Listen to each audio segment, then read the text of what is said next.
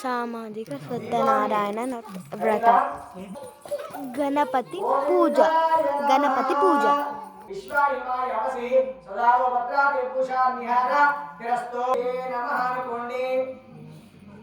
శని అరిష్టేతు సంప్రాప్తే శని పూజాంచ కలశస్థాపనే ప్రాణప్రతిష్ఠాపనే వినియోగ. మీరు పెట్టేటువంటి కలశము పెట్టుకున్నా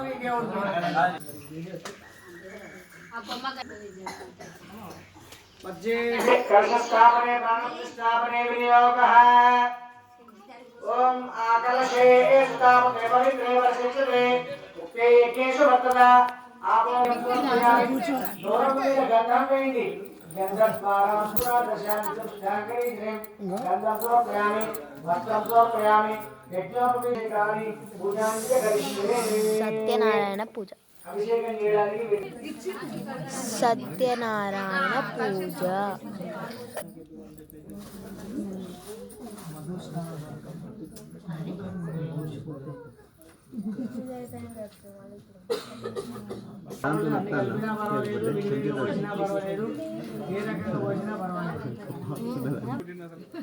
కొబ్బరి కొట్టినప్పుడు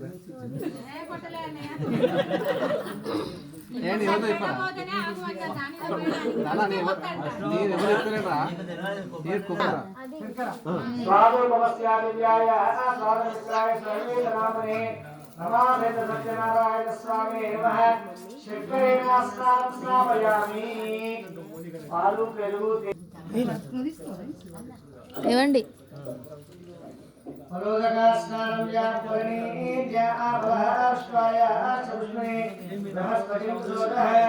స్నానం సత్యనారాయణ స్వామి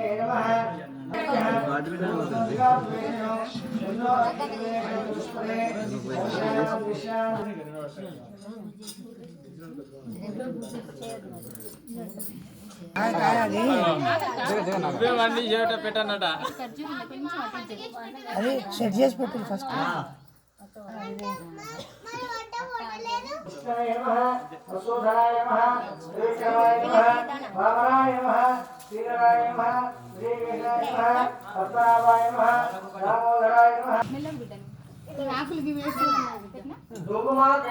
దీపం సందర్శయామి.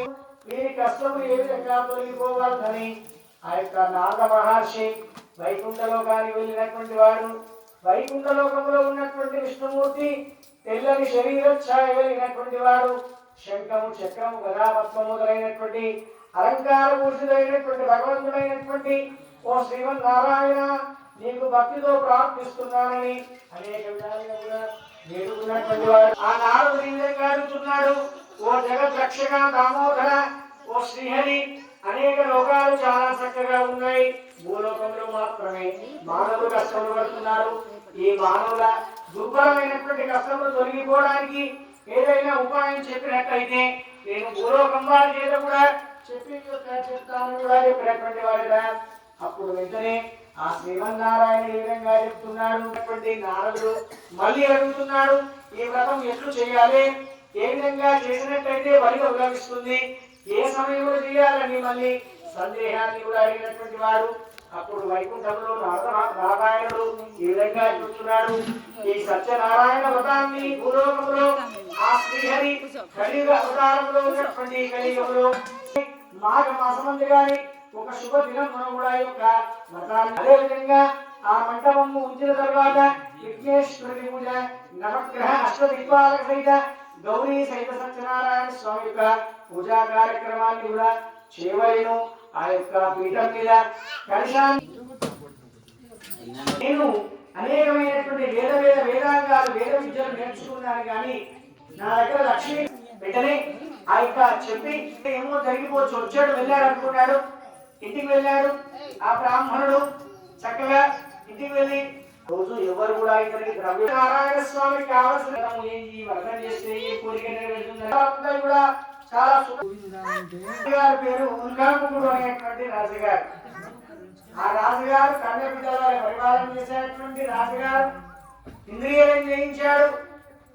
రోజు దేవాలయానికి పోతుండేటువంటి వాడు, ప్రజలకు చక్కటి సౌకర్యాలను కల్పించినటువంటి రాజుగారి పేరు ఉల్కాముకుడు అనేటువంటి రాజుగారు. ఆ రాజుగారు పూర్వజన్మలో చేసుకున్నటువంటి పుణ్యము చాలా గుణవంతురాలైనటువంటి భార్య దొరికినది రాజుగారికి. ఆ దంపతులు ఇద్దరు కూడా ఒకానొక రోజు భద్రశీల నదీ తీరంలో సత్యనారాయణ స్వామి వ్రతం చేసుకుంటూ కూడా కూర్చొని ఉన్నారు. ఈ వ్రతం చేస్తుండగా ఆ భద్రశీల నదీ తీరంలో కూడా సాధు అనేటువంటి ఒక వైశ్యుడు కూడా అక్కడ ఆపి రేవు దగ్గర ఆపి రాజుగారు చేస్తున్నటువంటి వ్రతం ఏమిటో కూడా చూద్దాము, నాకు కూడా విశ్రాంతి దొరికినట్టుగా ఉంటుంది అనుకున్నాడు షావుకారు. అనుకుని వచ్చిగా కూర్చున్నాడు.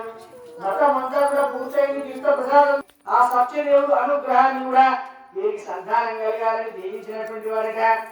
ఈ యొక్క షావుకారు భార్య అయినటువంటి లీలావతి ధర్మపరాయణే భర్తతో సుఖించి చూస్తుండగానే గర్భవతి అయిపోయింది. నవమాసములు కూడా పూర్తి అయ్యాయి.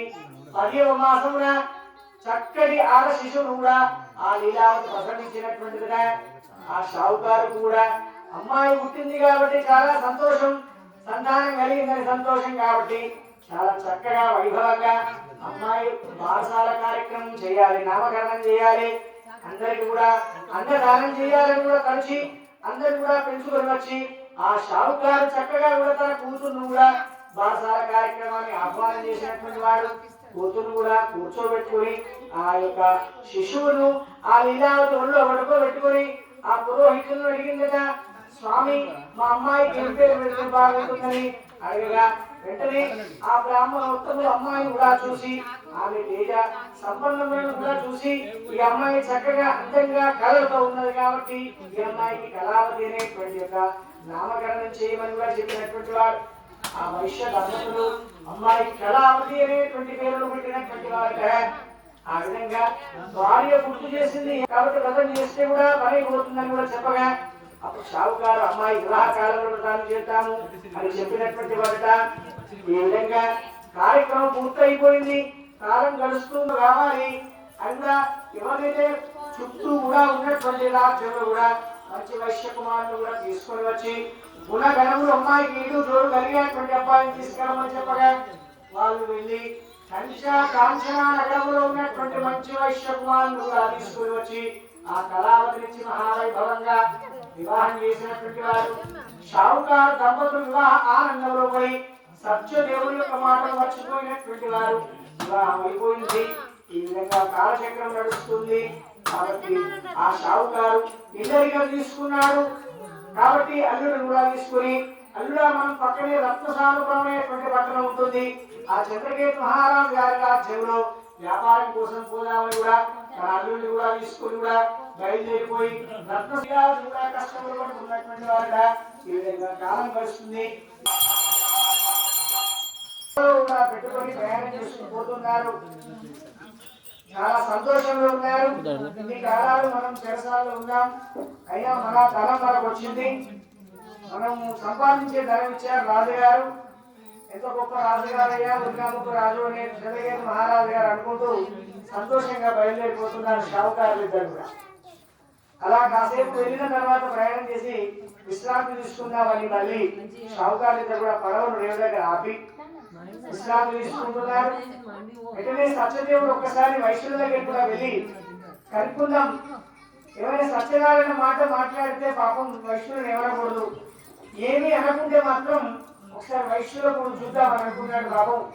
అనుకొని సత్యనారాయణ ఆయన గడ్డం మీసాలు ఇవన్నీ కూడా సన్యాసిలాగా చూసి కాషాయ వస్త్రాలు చూసి ఈ సన్యాసి మనం ఏం నిజం చెప్పినా కూడా మన ధనమంతా కూడా తీసుకొని పోతాడు.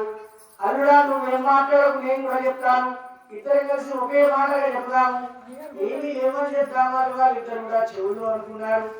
అనుకొని వెంటనేమో సన్యాసి మా పడవలు ఏముంటే నీకెందుకయ్యా, ఆకులు అలములు గవ్వలు మొదలైనటువంటి ఈ యొక్క వైద్యానికి సంబంధించిన ఆయుర్వేద సంబంధించినటువంటి మొక్కలు గుల్మములు అన్నిటి కూడా తీసుకొని పోతున్నావయ్యా, అవంతా ద్రవ్యం అనుకుంటున్నావా, అది ద్రవ్యము కాదు అన్నారట. సరే ద్రవ్యం అయినప్పటికీ కాకపోయినట్టుగా నాకేమిటయ్యా, నేను ఊరికే అడిగానయ్యా, షావుకారులా ఏమి లేదు. సరే సరే అన్నాడట. అక్కడి నుంచి వెళ్ళిపోయి ఒక చెట్టు కింద కూడా కూర్చున్నాడట. ఎట్లాగో మీరు నా దగ్గరికి కాసేపటికి రావడం జరుగుతుంది అనుకున్నాడు మనసులో.